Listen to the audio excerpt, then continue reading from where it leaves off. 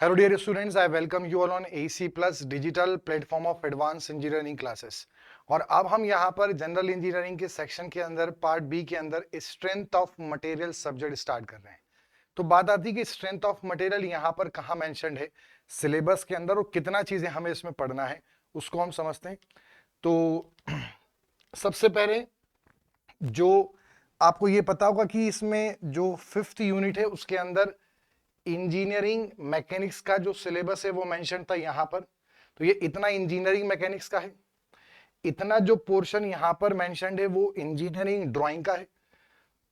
ये जो आपको पोर्शन दिख रहा है ये यहां पर स्ट्रेंथ ऑफ मटेरियल का सिलेबस मेंशन्ड है। जैसे stress and strain, concept of stress and strain, simple stress, tensile, compressive, shear, bending and torsion, stress strain curve और इलास्टिक कांस्टेंट। तो हमें पास जो ये सिलेबस है इसके अंदर हमें कितना पढ़ना है एक बार उसको समझते हैं। तो सबसे पहले हमें यहां पर पढ़ना है, पहली एक यूनिट है प्रॉपर्टीज ऑफ मटेरियल।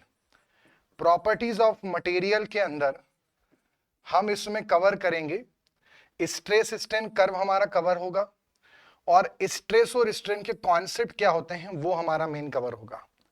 देन फिर हम चैप्टर पढ़ेंगे सिंपल स्ट्रेस एंड स्ट्रेन, तो उसका हमारा यहां पर कवर होगा कौन सा पोर्शन, इलास्टिक कांस्टेंट जो मेंशन्ड है और सिंपल स्ट्रेसेस जो मेंशन्ड है, टेंसाइल कंप्रेसिव जो मेंशन्ड है वो यहां पे कवर होगा। देन टेंसाइल कंप्रेसिव का एक और पार्ट आता है इस चैप्टर के अंदर जिसका नाम है प्रिंसिपल स्ट्रेस एंड स्ट्रेन, तो फिर हम ये वाला पोर्शन पढ़ेंगे। देन इसके बाद जो टॉपिक है शियर बेंडिंग टॉर्शन, तो यहां पर यूनिट आएगी शियर स्ट्रेस थ्योरी, ये वाला हम टॉपिक पढ़ेंगे। देन उसके बाद बेंडिंग स्ट्रेस थ्योरी पढ़ेंगे, बेंडिंग स्ट्रेस थ्योरी, और इससे हमारा जो बेंडिंग वाला पोर्शन है वो कवर होगा, शियर ऑलरेडी कवर हो गया है। और लास्ट हम यहाँ पे टॉपिक पढ़ेंगे थ्योरी ऑफ टॉर्शन, जहां से हमारा टॉर्शन का जो पोर्शन मेंशन्ड है वो कवर होगा। तो इतने चैप्टर्स हमें इसके अंदर कवर करने हैं। This is shear stress theory, इतनी चीजें हमें यहां पर इसमें कवर करनी है। तो पहले हम स्टार्ट करते हैं प्रॉपर्टी ऑफ मटेरियल से। तो सबसे पहले प्रॉपर्टी के अंदर बेसिक आपको यह समझना होगा कि अगर हमारे पास कोई भी एक ऑब्जेक्ट है, कोई भी एक बॉडी है, सॉलिड बॉडी है, तो सॉलिड बॉडी के अंदर क्या होता है, यहां पर जब भी हम लोड लगाते हैं तो लोड के कारण इस बॉडी के अंदर क्या होगा, डिफॉर्मेशन होगा। ठीक, और डिफॉर्मेशन मतलब बॉडी इलोंगेट कर सकती है, कंप्रेस हो सकती है। डिफॉर्मेशन का मतलब है फॉर्म का होता है शेप, और डिफॉर्म का मतलब होता है चेंज इन शेप, तो उसके शेप में कुछ चेंजेस आएगा। और चूंकि ये सॉलिड बॉडी है तो इसके दो मॉलिक्यूल के बीच में इंटर पार्टिकल या इंटर मॉलिक्यूलर बॉन्डिंग होगी, तो उसके कारण यहां पर जब भी हम लोड लगाएंगे तो पार्टिकल्स के अंदर इंटरनल रेजिस्टेंस डेवलप होगा, और वो जो इंटरनल रेजिस्टेंस यहां डेवलप होगा उसी इंटरनल रेजिस्टेंस को हम स्ट्रेस बोलते हैं, और जो डिफॉर्मेशन एलिमेंट में आएगा, पार्टिकल्स में आएगा, उसी को हम स्ट्रेन बोलते हैं। तो यानी हमारे पास मेनली जो ऑब्जेक्ट की बॉडी की सबसे मेन जो दो फंडामेंटल प्रॉपर्टी हैं वो है स्ट्रेस और स्ट्रेन। तो सबसे पहले अगर हमें प्रॉपर्टीज समझनी है, डिफरेंट अलग अलग प्रॉपर्टी, तो सबसे पहले हमें क्या समझना पड़ेगा, स्ट्रेस के बारे में और स्ट्रेन के बारे में। तो उसको समझते। तो यहां पर जैसे हमने जब इंजीनियरिंग मैकेनिक्स और फ्लूइड मैकेनिक्स पढ़ा तो उसमें हमने समझा था कि जब भी हम किसी भी ऑब्जेक्ट पर फोर्स लगाते हैं और उस पे इफेक्ट्स की स्टडी करते हैं तो उस साइंस के उस पार्ट को मैकेनिक्स बोलते हैं। और वहीं पर जो हमारे पास ऑब्जेक्ट हैं वो जितने प्रकार के हुए उससे अलग अलग उसके पार्ट बनते चले गए। तो अगर हमारा जो ऑब्जेक्ट है वो फ्लूइड है तो मैकेनिक्स के उसी पार्ट को हम क्या बोलते हैं, फ्लूइड मैकेनिक्स। और वहीं पर अगर जो हमारा ऑब्जेक्ट है वो सॉलिड बॉडी है तो सॉलिड बॉडी भी हमने दो प्रकार की पढ़ी थी मैकेनिक्स में, एक रिजिड बॉडी होती है और एक नॉन रिजिड बॉडी होती है। रिजिड बॉडी वो होती है जो बिल्कुल भी डिफॉर्म नहीं होगी, और उस पर जो मैकेनिक्स का पार्ट हमने पढ़ा उसको हम बोलते हैं इंजीनियरिंग मैकेनिक्स, जिसके अंदर फोर्सेस, अलग अलग loss, resolution, composition, resultant force कैसे निकालते हैं, Lami's theorem, friction end moment of inertia और सेंट्रोइड कॉन्सेप्ट हमने पढ़ा, वो रिजिड बॉडी पे स्टडी होती है। अब जो नॉन रिजिड बॉडी पे स्टडी होती है उसी को हम बोलते हैं स्ट्रेंथ ऑफ मटेरियल, और अब हम वो स्टार्ट कर रहे हैं। नॉन रिजिड बॉडी का एक और नाम हमने पढ़ा था, उसे डिफॉर्मेबल बॉडी भी बोलते हैं। मतलब ऐसी बॉडी जिस पे हम कुछ भी लोड लगाएंगे तो वो हमेशा क्या करेगी, डिफॉर्म करेगी। और डिफॉर्मेबल बॉडी पर ही हम स्टडी कर रहे हैं। तो हम जो प्रॉपर्टी ऑफ मटेरियल पढ़ रहे हैं वो मटेरियल कैसा होगा, नॉन रिजिड, जो कि डिफॉर्म किया जा सकता है। तो स्ट्रेंथ ऑफ मटेरियल की कुछ अजम्पशन है, जैसे मटेरियल आइसोट्रॉपिक या होमोजीनियस होना चाहिए। ठीक है, हम सोम जो पढ़ रहे हैं उसमें सबसे मेन अजम्पशन है कि जो सॉलिड बॉडी है वो कैसी है, वो नॉन रिजिड है, बॉडी इज नॉन रिजिड। और साथ में जो बॉडी है उसको हम डिफॉर्मेबल बॉडी भी बोल सकते हैं। तो मटेरियल होमोजीनियस और आइसोट्रॉपिक होना चाहिए। इसका यह मतलब है कि उसकी जो प्रॉपर्टी है वो सभी डायरेक्शन में क्या होनी चाहिए, सेम होनी चाहिए। इसका मतलब डिटेल में आगे और समझेंगे। हुक्स लॉ वैलिड होना चाहिए, हुक्स लॉ क्या होता है वो भी समझेंगे। लोड स्टैटिक होना चाहिए, लोड बार बार चेंज नहीं होना चाहिए। और सेल्फ वेट यहां पर कंसिडर नहीं करते जब हम नॉन रिजिड बॉडी की स्टडी करते हैं। और bar should be prismatic. Prismatic मतलब होता है उसका जो क्रॉस सेक्शन है वो उसकी पूरी लंबाई में जो क्रॉस सेक्शन है वो सेम होना चाहिए। ऐसी बॉडी को हम प्रिज्मेटिक बोलते हैं। मतलब बॉडी टेपर्ड नहीं होना चाहिए, जो भी बॉडी का क्रॉस सेक्शन चेंज होगा उसे हम नॉन प्रिज्मेटिक बोलेंगे। तो ये मेन सोम के अजम्पशन है। ठीक, तो यहां पर इतनी चीजें सोम के अंदर ये अजम्पशन लेकर सोम पढ़ा जाता है। तो सबसे पहले सोम जो है वो नॉन रिजिड बॉडी की स्टडी है, और वहां पर हम सेल वेट कंसीडर नहीं करेंगे। अब इसमें जैसे मैंने आपको बताया सबसे बेसिक जो प्रॉपर्टी है वो कौन है, स्ट्रेस। तो हमें यह समझना पड़ेगा कि स्ट्रेस होता क्या है, स्ट्रेस का मतलब क्या है, स्ट्रेस को डिनोट कैसे करते हैं, कैसे स्ट्रेस को समझा जाए। क्या स्ट्रेस इंटरनल रेजिस्टेंस है, किसी भी मटेरियल का इंटरनल रेजिस्टेंस होता क्या है, तो वो हम उसको धीरे धीरे समझेंगे। बट सबसे पहले अगर मैं बेसिक आपको मतलब बताऊं कि स्ट्रेस है क्या, तो मान लीजिए हमारे पास एक सरफेस है, एक सतह है जिसका एरिया है a मीटर स्क्वायर।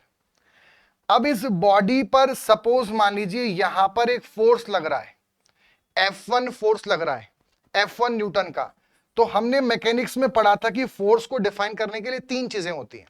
एक तो फोर्स का मैग्नीट्यूड हो गया, अमाउंट, एक फोर्स का पॉइंट ऑफ एप्लीकेशन होता है, और दूसरा एक फोर्स की डायरेक्शन होती है। मतलब फोर्स एक पॉइंट पे लगता है। अब अगर फोर्स यहां पॉइंट पे लग रहा है तो इसके जो यूनिट एलिमेंटल पोर्शन बनेंगे, यूनिट एलिमेंटल पोर्शन का मतलब क्या है, 1 metre square, unit area.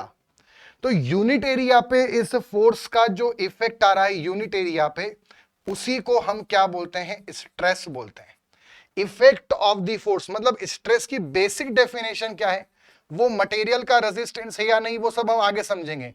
But effect of force on unit area, उसी को स्ट्रेस कहा जाता है। जैसे हमारे पास a मीटर स्क्वायर पर कितना फोर्स लगा, F न्यूटन, तो 1 मीटर स्क्वायर पे कितना लगा, F अपॉन A, और उसी को स्ट्रेस कहा जाता है। मतलब स्ट्रेस का मतलब है लोड अपॉन एरिया, इकाई क्षेत्रफल पे, यूनिट एरिया पे कितना इफेक्ट आ रहा है। जैसे आप बोलेंगे सर ये इफेक्ट का मतलब क्या है, हम समझ नहीं पा रहे हैं। तो समझना, अगर मान लो कि मैं आपको जो का चाटा मार दूं आपकी गाल पर, तो 5 उंगली आप पे गाल पर छप जाएगी। अब ये जो निशान आपके गाल पर पड़ा, ये तो 2 दिन में उतर जाएगा, 3 दिन में उतर जाएगा, 1 दिन में उतर जाएगा। बट जो निशान यहां पड़ा आपके दिल पर, क्या वो कभी आसानी से जाएगा, नहीं जाएगा। आपके दिल में हमेशा ये बात रहेगी, जब भी आदमी कहीं अकेला मिलेगा इसको जब पकड़ के मारेंगे। तो कहने का मतलब मैंने आपको जो फोर्स लगाया आपकी पूरी बॉडी पर, वो तो सिर्फ यहां लगाया ना, यहां क्या आया, वो स्ट्रेस है, वो उसका इफेक्ट है। हम कई बार गिर जाते हैं, चोट लग जाती है हाथ पर, तो किसी एक जगह पर हमें चोट लगती है, पर दर्द महसूस हमारे यहां दिमाग तक होता है, वो उसका इफेक्ट है। ऐसे ही जब भी हम किसी बॉडी पे फोर्स लगाएंगे, ठीक है, तो जो फोर्स है वो पूरे एरिया के कण कण में, पार्टिकल में, मॉलिक्यूल्स में, एलिमेंट में डिस्ट्रीब्यूट हो जाएगा। और फोर्स का वो जो डिस्ट्रीब्यूशन है स्मॉल एलिमेंटल पार्टिकल्स पर, उसी को स्ट्रेस कहा जाता है। अब बात आती है कि सर जो स्ट्रेस है इसका सिंबल क्या होगा? तो स्ट्रेस का बच्चों जो सिंबल है उसे हम सिग्मा बोलते हैं। क्या बोलते हैं? सिग्मा। और उसको ऐसे लिखा जाता है। अब सर स्ट्रेस की यूनिट क्या है? तो यूनिट समझते हैं। अगर एसआई यूनिट देखें तो स्ट्रेस का मतलब है फोर्स अपॉन एरिया। तो जो एसआई यूनिट होगी फोर्स की वो न्यूटन है और इसकी मीटर स्क्वायर है।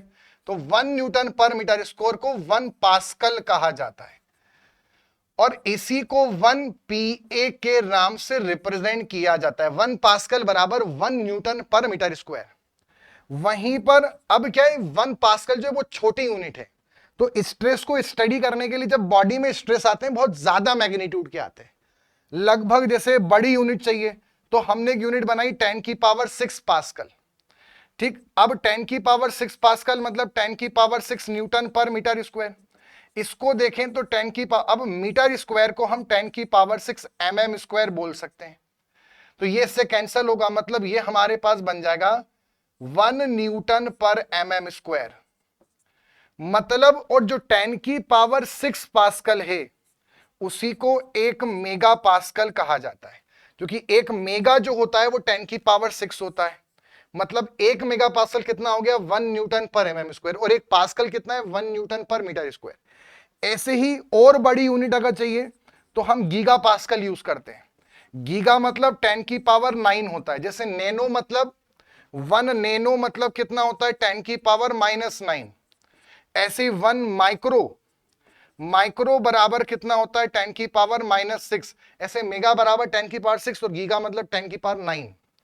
तो इसमें जब हम यहां पर 10 की पावर 6, इसको ऐसा लिख सकते हैं 10 की पावर 3 इंटू 10 की पावर 6 न्यूटन पर मीटर स्क्वायर। अब इतनी जो पूरी टर्म है ये मेगा है और मेगा 1 न्यूटन पर mm स्क्वायर है। तो 10 की पावर 3 न्यूटन पर मीटर स्क्वायर, तो ये बनेगा 1 किलो न्यूटन पर mm स्क्वायर। मतलब स्ट्रेस का सिंबल है सिग्मा और स्ट्रेस का जो फॉर्मूला है वो है लोड अपॉन एरिया। और स्ट्रेस की जो यूनिट है वो है 1 मेगा पास्कल बराबर 1 न्यूटन पर mm स्क्वायर और 1 गीगा पास्कल बराबर 1 किलो न्यूटन पर mm स्क्वायर। अब हम यहां पे समझते हैं क्लासिफिकेशन ऑफ स्ट्रेस, कि स्ट्रेस को जब हम क्लासिफाई करते हैं अलग अलग टाइप से तो वो क्या होता है। जैसे सर आपने तो बोला कि जो स्ट्रेस है वो फोर्स का इफेक्ट है यूनिट एरिया पर, बट हमने तो स्ट्रेस पढ़ा कि वो तो इंटरनल रेजिस्टेंस होता है। तो क्या वो गलत पढ़ा है, या अगर वो डेफिनेशन है तो फिर वो किस प्रकार से? तो उसके लिए क्लासिफिकेशन समझना पड़ेगा। स्ट्रेस को कितने टाइप्स में डिवाइड किया गया? तो पहली जो कैटेगरी है वो है on the basis of direction of force, force के डायरेक्शन के आधार पे। जैसे इसमें अगर समझे कि हमारे पास एक एलिमेंटल सरफेस है, मतलब एक सरफेस है जिसका एरिया है a मीटर स्क्वायर। अब इस पे एक फोर्स लगा यहां पर F1 डायरेक्शन में, ये जो फोर्स है ये परपेंडिकुलर लगा। तो ऐसे फोर्स जो परपेंडिकुलर होते हैं उन्हें नॉर्मल फोर्स या थ्रस्ट कहा जाता है। क्या बोलते हैं? थ्रस्ट या फिर नॉर्मल फोर्स। अब इस नॉर्मल फोर्स के कारण इस बॉडी का जो यूनिट एलिमेंटल एरिया होगा उस पर जो इसका इफेक्ट आएगा वो ऐसा वाला स्ट्रेस होगा जो परपेंडिकुलर लग रहा है। ऐसे स्ट्रेस को नॉर्मल स्ट्रेस बोलेंगे। क्या बोलेंगे? Normal stress.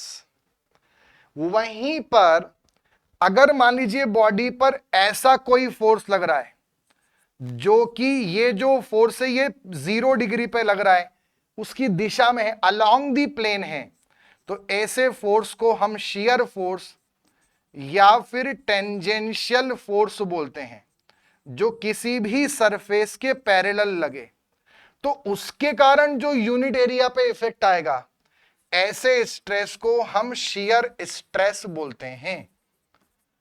मतलब नॉर्मल फोर्स के कारण जो स्ट्रेस आया वो नॉर्मल स्ट्रेस, और शियर के कारण जो है वो शियर स्ट्रेस।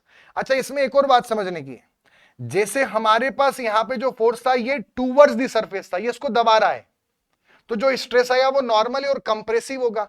वहीं पर अगर हमारे पास ये सरफेस है और इस सरफेस पर अब जो हमारा नॉर्मल फोर्स लगा वो सरफेस से दूर लगा मान लो, तो ये तो नॉर्मल फोर्स है, बट ये टेंसाइल नॉर्मल है। जो दूर लगे, जो खींचेगा, जो पुलिंग है वो नॉर्मल टेंसाइल, और जो पुशिंग है वो नॉर्मल कंप्रेसिव। तो जो स्ट्रेस आया वो नॉर्मल कंप्रेसिव। बट अब इस कंडीशन में अगर हम यहां पर स्ट्रेस देखें यूनिट एरिया पे, तो ये है तो नॉर्मल स्ट्रेस, बट इस नॉर्मल स्ट्रेस को ये हमारा इस डायरेक्शन में आएगा, तो ये हमारा नॉर्मल टेंसाइल स्ट्रेस होगा। नॉर्मल टेंसाइल स्ट्रेस जो दूर लगे, सरफेस से दूर लगे, जो सरफेस की तरफ लग रहा है, ऐसा वाला नॉर्मल टेंसाइल स्ट्रेस होगा। मतलब कि अगर हम यहां पे क्लासिफाई करें तो जो एक तो स्ट्रेस हो गया, अब स्ट्रेस ही दो प्रकार का हो गया। एक स्ट्रेस कौन सा हो गया हमारे पास, एक स्ट्रेस हो गया हमारे पास शियर स्ट्रेस, ठीक है, शियर स्ट्रेस। और एक स्ट्रेस हमारे पास कौन सा हो गया, नॉर्मल स्ट्रेस। अब जो नॉर्मल स्ट्रेस है वो खुद दो प्रकार का हो गया, एक हो गया टेंसाइल नॉर्मल स्ट्रेस और एक हो गया कंप्रेसिव नॉर्मल स्ट्रेस। जो कंप्रेसिव नॉर्मल स्ट्रेस है वो इस प्रकार से है, वो सरफेस को कंप्रेस करेगा टूवर्ड्स दी सरफेस, और जो टेंसाइल नॉर्मल स्ट्रेस होगा वो अवे फ्रॉम स्ट्रेस होगा। मतलब यहां पे दोनों स्ट्रेस जो होंगे वो इक्वल इन मैग्नीट्यूड होंगे, बट यहां पर अगर देखें तो ये वाला स्ट्रेस भी उधर लग रहा है, ये इधर अपोजिट लग रहा है, तो इस टाइप के फोर्स को, इफेक्ट को हम बोलते हैं इक्वल एंड अलाइक, क्योंकि अपोजिट डायरेक्शन में ये एक तरफ लग रहे हैं, ये भी इधर ये भी इधर, तो इसको हम बोलते हैं equal and like pair of stress. जो अगर कोई स्ट्रेस है, नहीं पता कि वो नॉर्मल है कि शियर, तो उसका सिंबल हम सिग्मा से रिप्रेजेंट करेंगे, जहां भी सिर्फ स्ट्रेस बोलेंगे। अगर शियर स्ट्रेस है तो टाउ से रिप्रेजेंट करेंगे, नॉर्मल स्ट्रेस है तो सिग्मा से रिप्रेजेंट करेंगे। तो ये हो गया सिग्मा कंप्रेसिव और ये हो गया हमारे पास सिग्मा टेंसाइल। क्लियर है यहां तक इतना? तो ये हमारे पास स्ट्रेस का क्लासिफिकेशन हो गया। टेंसाइल कंप्रेसिव स्ट्रेस हमेशा कमी लाते हैं, इसलिए नेगेटिव से रिप्रेजेंट करते हैं, और टेंसाइल स्ट्रेस हमेशा बढ़ाते हैं, चीजों को, लेंथ को बढ़ाएंगे, इसलिए पॉजिटिव इफेक्ट के साथ में रिप्रेजेंट किए जाते हैं। अगला जो यहां पर क्लासिफिकेशन आता है स्ट्रेस का, वो आता है on the basis of calculation, कि हम स्ट्रेस को कैलकुलेट कैसे कर रहे हैं। On the basis of calculation इसको समझते हैं। जैसे हमारे पास मान लीजिए एक बॉडी है, और इस बॉडी का जो हमारा क्रॉस सेक्शन एरिया है, ये तो आपका साइड व्यू है। बॉडी अगर देखेंगे तो साइड से कुछ ऐसी होगी, साइड का एरिया कुछ होगा उसका, may be rectangle may be square. तो वो जो हमारे पास एरिया है वो हमने ए मान लिया, मतलब बॉडी का इनिशियल एरिया कितना मान लिया, ए मीटर स्क्वायर। अब इस बॉडी पे मान लो ऐसा लोड लग रहा है पी, उसके कारण ये बॉडी थोड़ी इलॉन्गेट होगी, तो आप जानते हैं वॉल्यूम कंजर्व रहेगा। तो जब उस बॉडी का लंबाई बढ़ेगी तो जो उसका एरिया है वो कम हो जाएगा, क्योंकि एरिया कम होगा तो उस बॉडी का जो फाइनल एरिया है इस लोड लगने के बाद वो हमने मान लिया ए डैश हो गया। पहले कितना एरिया था ए, जब खींचा तो लंबाई बढ़ेगी और एरिया कम होगा, तो वो फाइनल एरिया ए डैश मान लिया।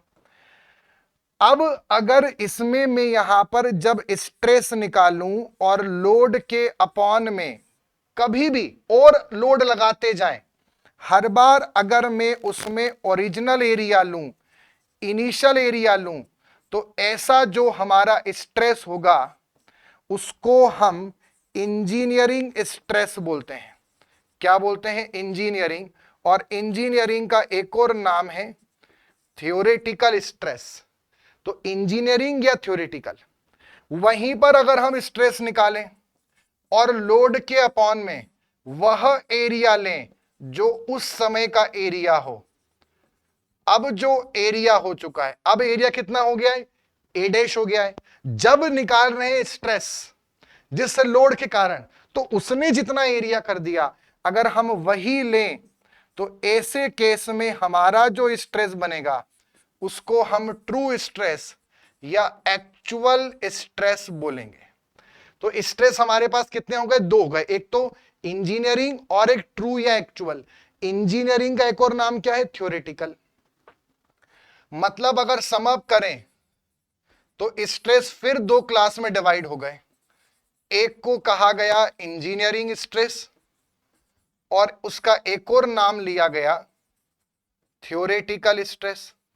दूसरा एक और जो स्ट्रेस है उसे कहा गया ट्रू और एक्चुअल। और इसमें ट्रू स्ट्रेस का जो फॉर्मूला है वो क्या हो जाएगा, लोड के अपॉन में इंस्टेंटेनियस एरिया जिस समय निकाल रहे हैं, instantaneous area of cross section.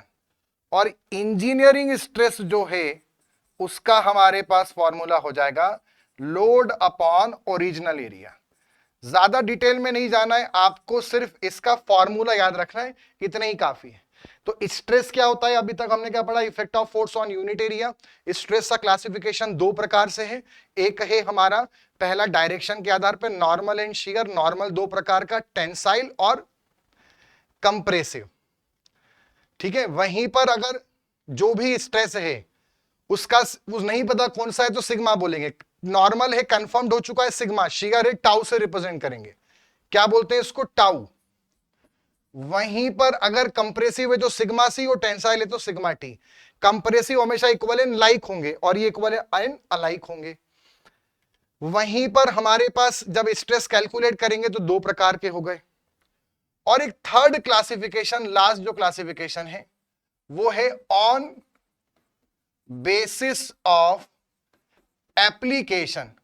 जब हम स्ट्रेस को यूज करते हैं, स्ट्रेस को पढ़ते हैं, तो उस अकॉर्डिंग स्ट्रेस कितना प्रकार का होता है यूज के आधार पे, इसको समझेंगे। जैसे मान लीजिए हमारे पास एक बॉडी है और इस बॉडी पर इसके ये दो मॉलिक्यूल है। मैं इसमें माइक्रोस्कोपिक लेवल पे जा रहा हूं। कहां चला गया, माइक्रोस्कोपिक लेवल पे। एक बॉडी है बड़ी सी, उसके माइक्रोस्कोपिक व्यू में गए तो दो पार्टिकल दिखे, उनके बीच में बॉन्डिंग है। अब इस बॉडी पर हमने लोड लगा रखा था, तो क्या आप ये मानते हो कि इस लोड के कारण ये जो पार्टिकल हैं इनमें भी ऐसा इंपैक्ट आएगा जिससे खिंचाएंगे? मतलब ये जो लोड है ये अपना आदमी अंदर भेजेगा उस मॉलिक्यूल के पास। ऐसे इनफाइनाइट पार्टिकल्स मॉलिक्यूल हैं, तो इनफाइनाइट पार्टिकल के पर इफेक्ट आएगा, वो उसको ऐसे खींचेंगे। तो ये जो स्ट्रेस यहां पर आपको दिखा, ऐसे स्ट्रेस को हम अप्लाइड स्ट्रेस बोलते हैं। चूंकि लोड का इफेक्ट एलिमेंट पर, एलिमेंटल एरिया पर अप्लाइड स्ट्रेस है, तो उसको हम सिग्मा अप्लाइड के साथ रिप्रेजेंट करेंगे। क्लियर? वहीं पर अब आप ये समझना, इस पार्टिकल के पास बॉन्ड है तो ये इतना आसानी से डिफॉर्म नहीं होगा, तो ये अपने आप को कुछ ना कुछ रेजिस्ट करेगा, रोकेगा। वो जो इंटरनल रेजिस्टेंस लगा रहा है, हाँ, अगर ये फ्लूइड पार्टिकल होता या बॉन्ड नहीं होता तो ये रेजिस्ट नहीं करता, बट ये सॉलिड है। आप जानते हैं हम सॉलिड ऑब्जेक्ट के बारे में पढ़ रहे हैं जो कि डिफॉर्मेबल है, डिफॉर्म हो सकते हैं, बट कुछ ना कुछ तो रेजिस्टेंस होगा। तो उनका जो इंटरनल रेजिस्टेंस है उसकी मदद से वो इस अप्लाइड स्ट्रेस को रोकेगा। अब जैसे लेंथ में लेंथ ऐड होती है, एरिया में एरिया होता है, लोहे को लोहा काटता है, उसी प्रकार से स्ट्रेस से अगर लड़ना है तो एक स्ट्रेस ही लड़ सकता है। और ऐसे इंटरनल रेजिस्टेंस को हम सिर्फ स्ट्रेस बोलेंगे। और उसका एक और नाम है, उसे स्ट्रेंथ ऑफ मटेरियल भी कहा जा सकता है। मतलब अल्टीमेटली हमारे पास जो स्ट्रेस है, मतलब स्ट्रेस का जो मेन, सर अगर खाली स्ट्रेस बोला तो वो क्या है, वो तो आपने कहा था effect of force on unit area है। वो इन जनरल डेफिनेशन है, किसी बच्चे को भी बताओगे तो वो बतानी है। मैकेनिक्स की जो डेफिनेशन है, मटेरियल के हिसाब से जो डेफिनेशन है, वो है इंटरनल रेजिस्टेंस। मटेरियल जो खुद को बचाने के लिए लगा रहा है उसको सिर्फ स्ट्रेस कहा जाता है। तो सर जो फिर हमने लोड वाला जो समझा था वो क्या है, वो अप्लाइड स्ट्रेस है। अगर मैं सिर्फ आपको यह बोलता कि स्ट्रेस वो है जो इंटरनल रेजिस्टेंस है, तो फिर आप इसको स्ट्रेस मानते क्या? नहीं मानते। इसलिए मैंने आपको क्या बोला, स्ट्रेस वो जो मॉलिक्यूल पर जो इफेक्ट आए या मॉलिक्यूल जो इफेक्ट दे, वो दोनों स्ट्रेस है। बट हम जो अब हमने डिटेल में समझ रहे हैं कि अब जो मॉलिक्यूल ने दिया उसको सिर्फ स्ट्रेस बोलना है, और जो हम देंगे लोड के द्वारा उसको अप्लाइड स्ट्रेस बोलेंगे। मतलब हम यहां से समझ सकते हैं कि यूज के आधार पे, बोलने के आधार पे जहां जहां यूज करेंगे उसको दो प्रकार का बोल सकते हैं। एक तो सिर्फ स्ट्रेस होगा, और इस स्ट्रेस का मतलब क्या होगा, it is defined as the internal resistance developed in the material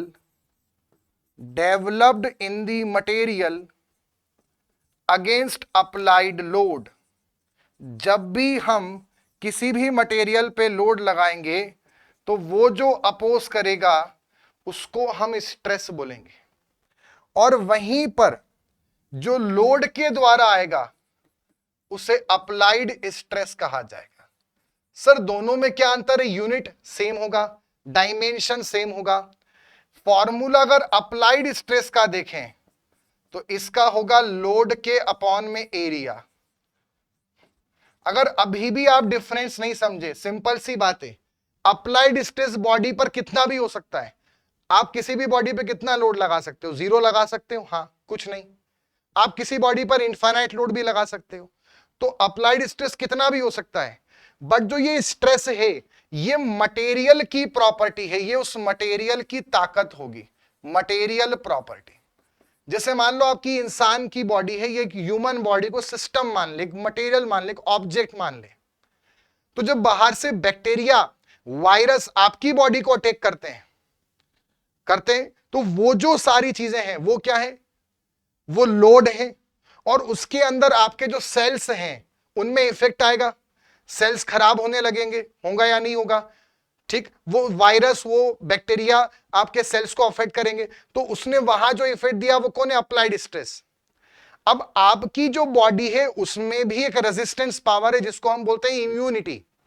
तो आपके सेल्स के अंदर जो WBCs है, ब्लड के अंदर व्हाइट ब्लड सेल्स जो अपोज करेंगे वो क्या होगा? स्ट्रेस हो गए।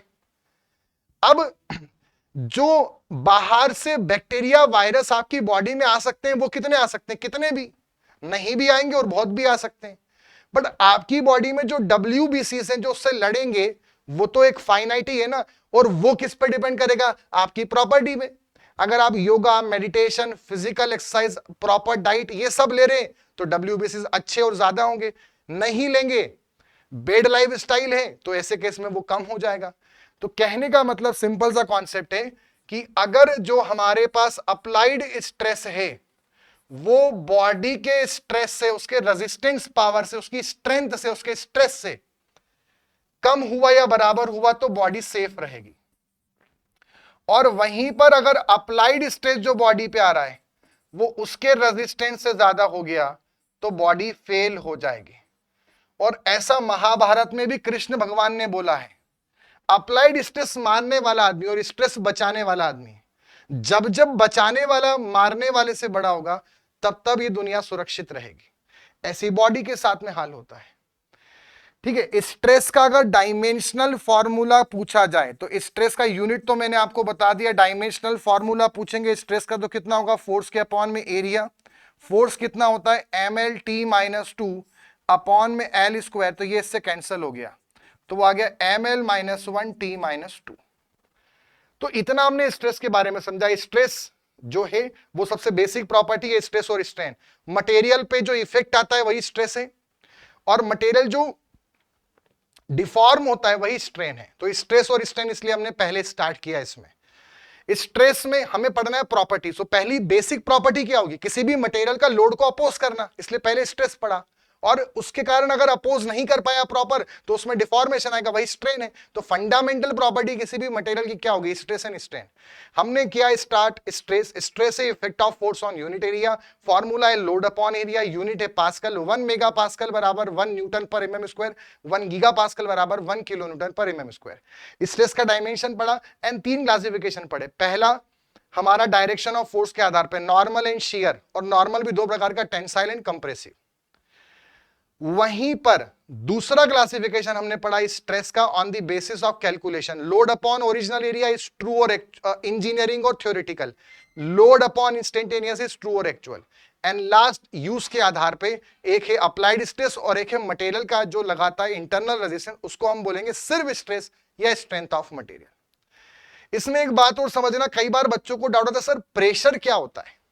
प्रेशर स्ट्रेस ही होता है कि सारे स्ट्रेस, मतलब स्ट्रेस को सब प्रेशर बोल सकते हैं क्या, या नॉर्मल स्ट्रेस प्रेशर या शेयर प्रेशर है?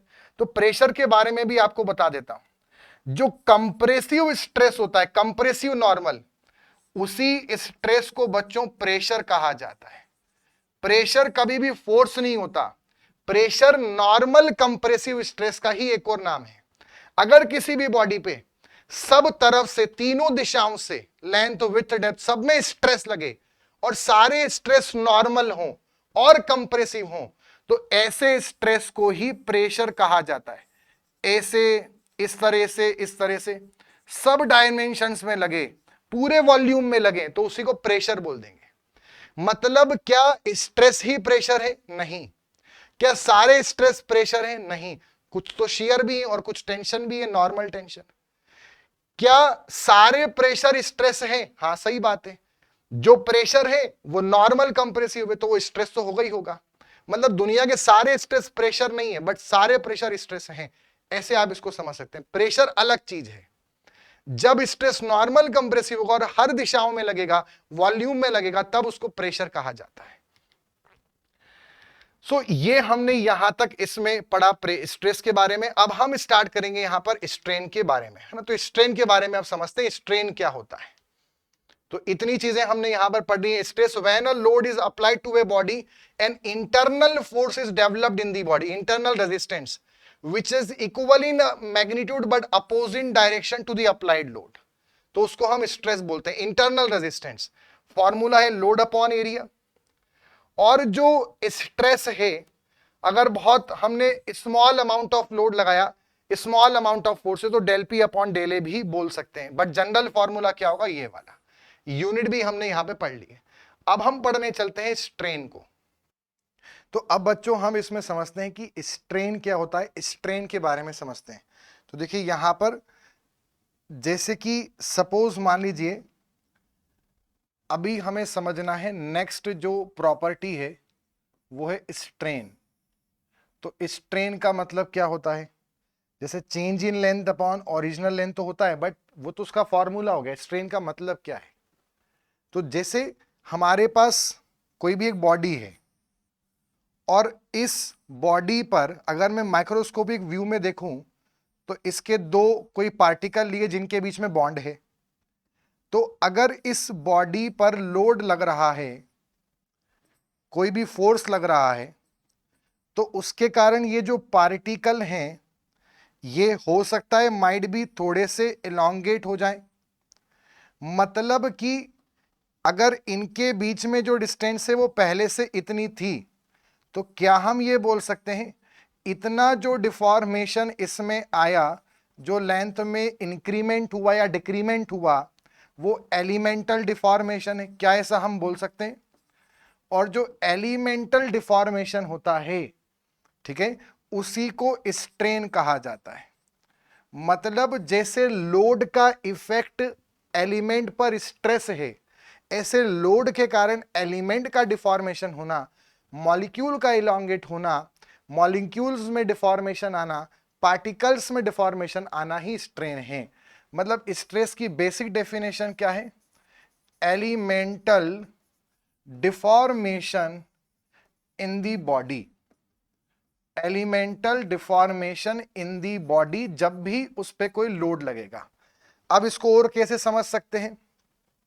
तो सपोज मान लीजिए हमारे पास एक मेटेलिक बार है, या कोई भी एक मटेरियल, एक बॉडी है, और इसकी जो लेंथ है वो टोटल 5 मीटर है, ठीक।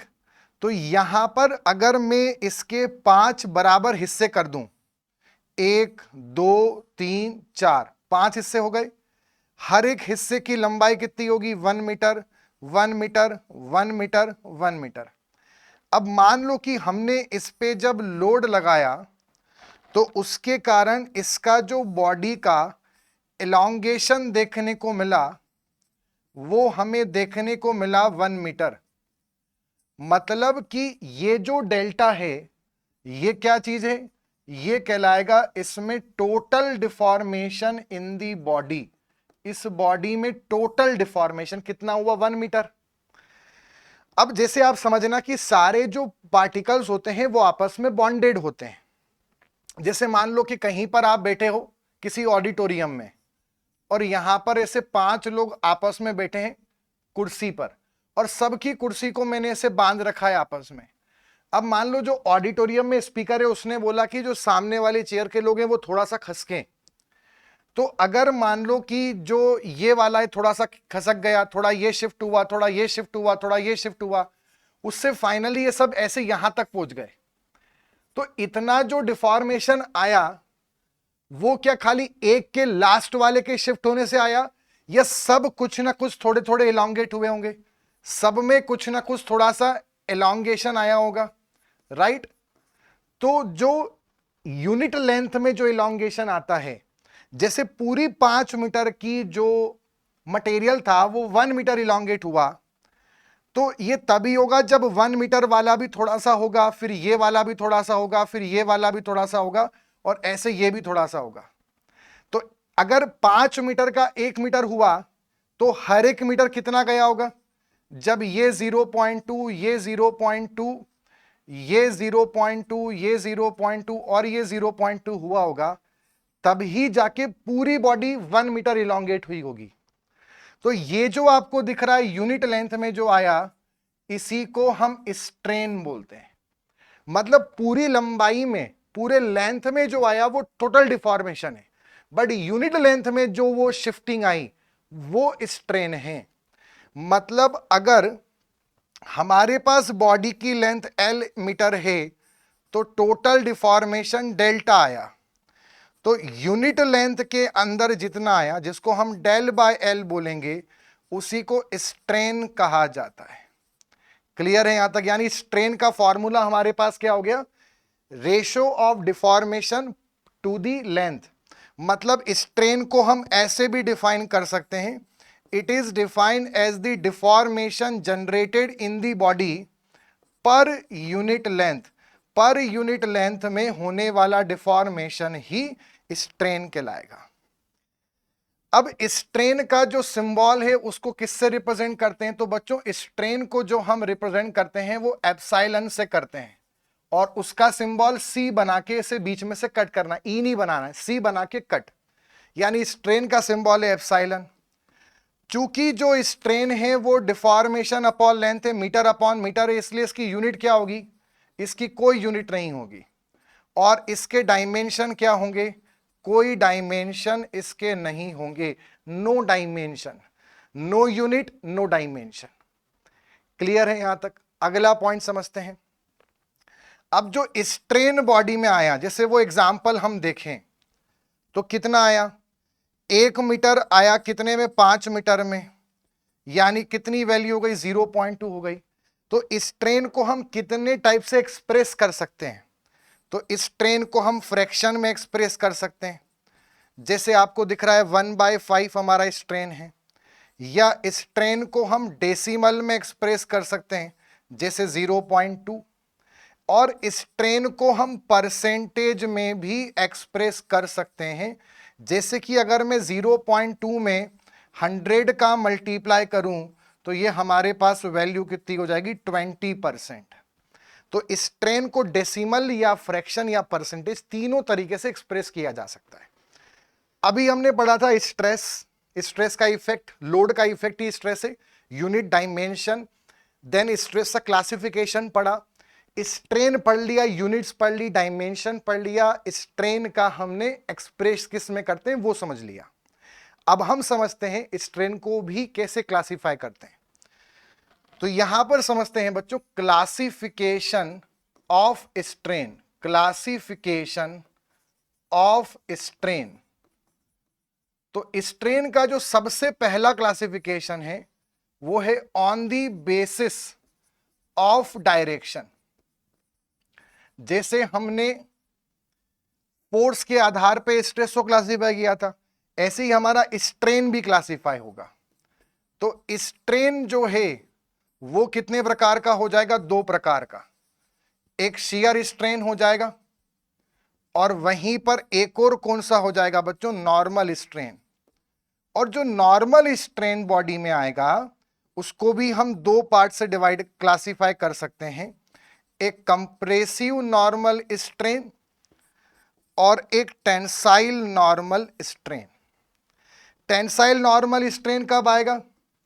जब हमारे पास एक बॉडी है और इस बॉडी पे हमने ऐसा लोड लगाया तो जो स्ट्रेन आएगा उसको हम एप्सिलॉन टी बोलेंगे।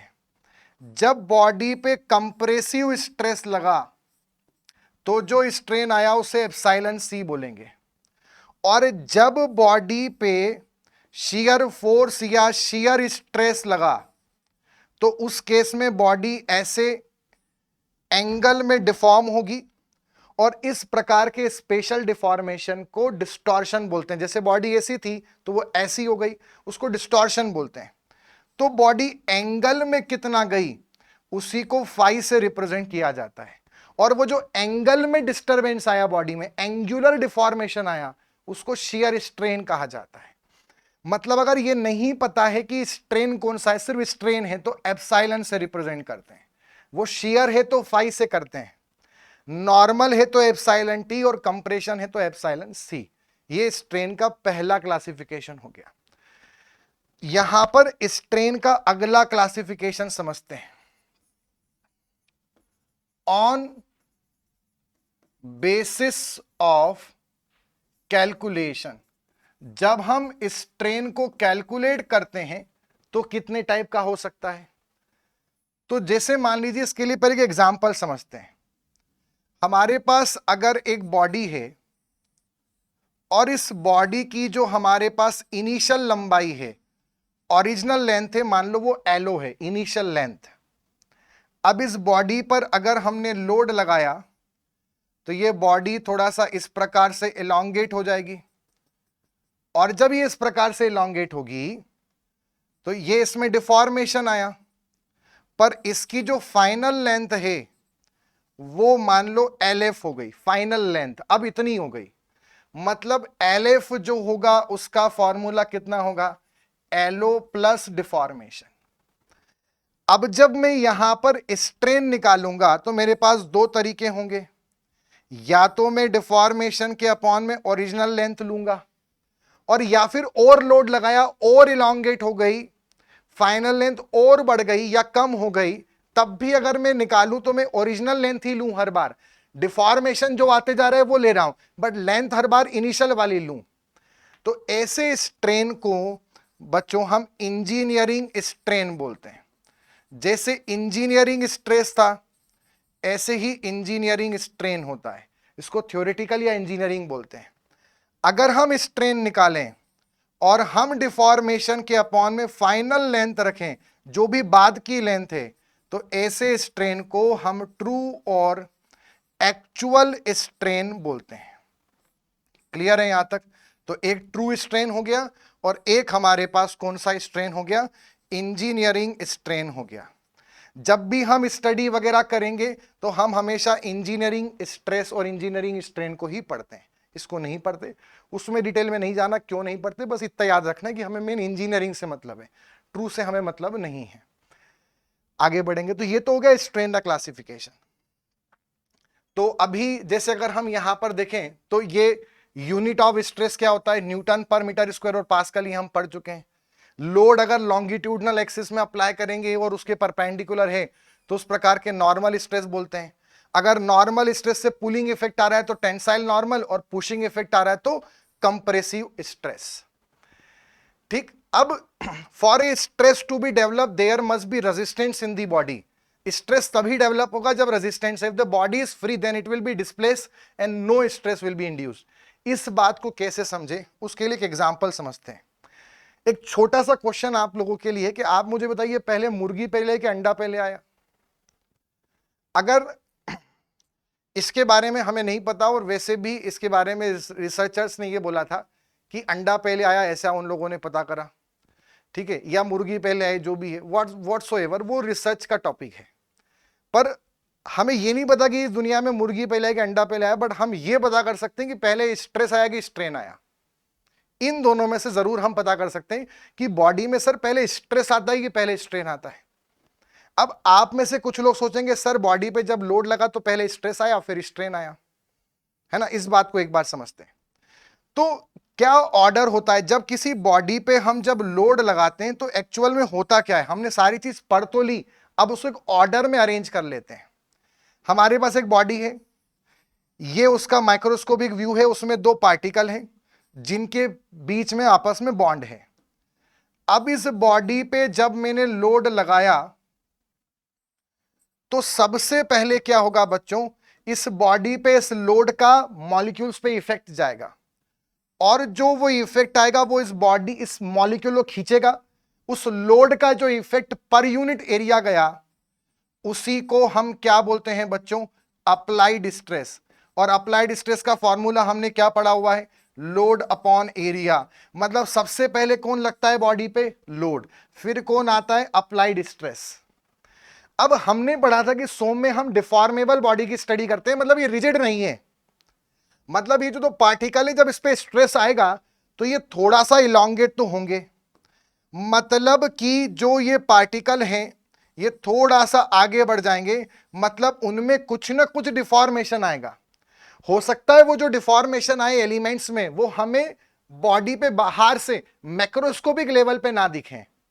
जैसे मान लो कि हमारे पास ये पेन है, इस पेन पर मैंने कोई लोड लगाया, अभी कोई क्रैक वगैरह या डिफॉर्म होता हुआ दिखा नहीं, पर इसका ये मतलब नहीं कि स्ट्रेन नहीं आया, स्ट्रेन आया होगा, वो हमें दिख नहीं पा रहा है, वो मॉलिक्यूल्स में आया होगा। बहुत स्ट्रेस हो सकता है बहुत कम हो कि इफेक्ट बाहर नहीं दिख पा रहा है।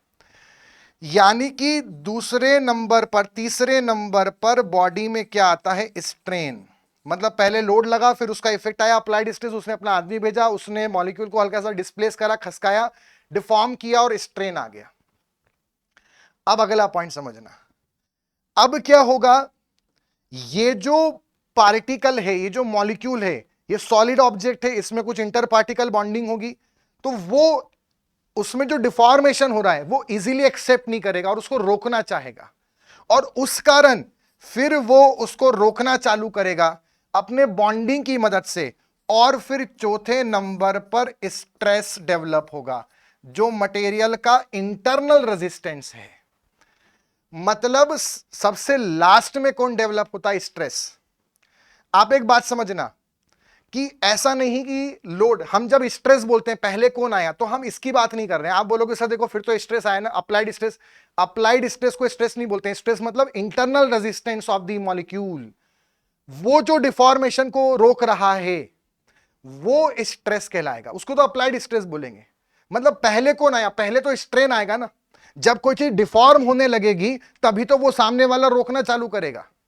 जैसा मेरा सिंपल सा एक पॉइंट है, आपकी बॉडी में इम्यूनिटी है, आपके अंदर WBCs हैं। WBCs व्हाइट ब्लड सेल्स का काम होता है, लिम्फोसाइट्स का काम होता है फॉरेन बॉडीज से लड़ना, बैक्टीरिया वायरस से लड़ना। तो पहले बॉडी में बैक्टीरिया वायरस आएंगे या पहले से वो WBCs लड़ेंगे? ऑब्वियस सी बात है, पहले फॉरेन एलिमेंट्स आएंगे किसी पॉल्यूशन के कारण या किसी भी एक्टिविटी कारण, और फिर WBCs लड़ना चालू करेंगे। लड़ना स्ट्रेस है, तो वो कब हुआ? जब पहले आपकी बॉडी इफेक्ट हुई बाहर फॉरेन एलिमेंट से। ठीक, मतलब कि आप ये समझना, स्ट्रेन जो है, मतलब ये मत समझना कि बस स्ट्रेस स्ट्रेस है और बस वो आ जाएगा।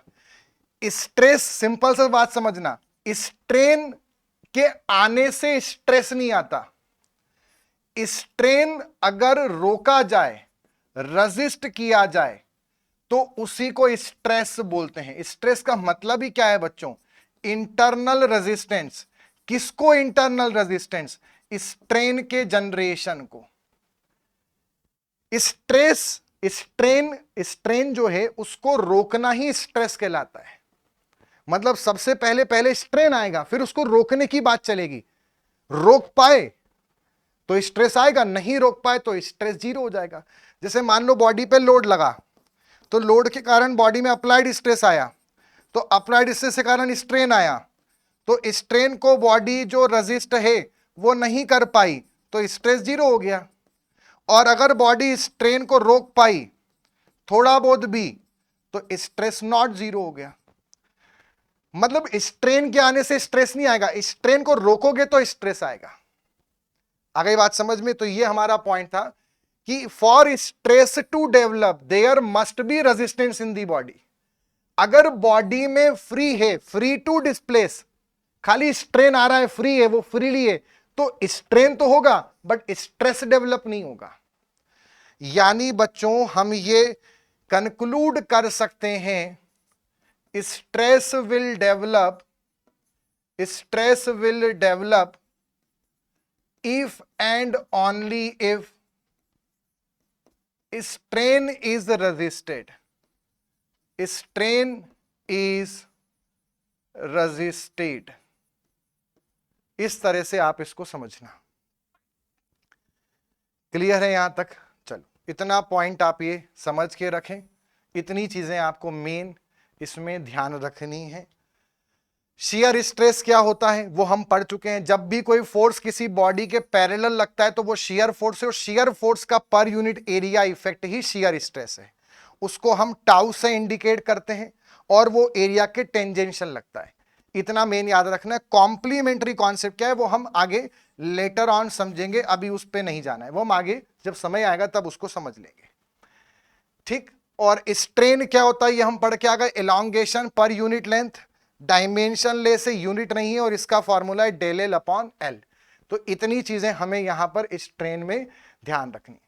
तो हमने स्ट्रेस के बारे में समझ लिया, स्ट्रेन के बारे में समझ लिया, क्लासिफिकेशन समझ लिए, सारी चीजें। अब जो हमारा नेक्स्ट सेशन होगा, यही मेन हमारी बेसिक प्रॉपर्टी होती है। और अब इसके बाद हम नेक्स्ट सेशन से स्टार्ट करेंगे डिफरेंट अदर प्रॉपर्टीज, जैसे डक्टिलिटी, मेलिएबिलिटी, और भी बहुत सारी प्रॉपर्टीज नेक्स्ट सेशन में डिस्कस करते हैं। सो मिलते हैं नेक्स्ट सेशन के अंदर। Good bye and take care.